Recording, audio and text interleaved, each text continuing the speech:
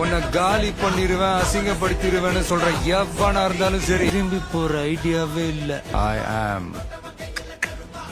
Coming.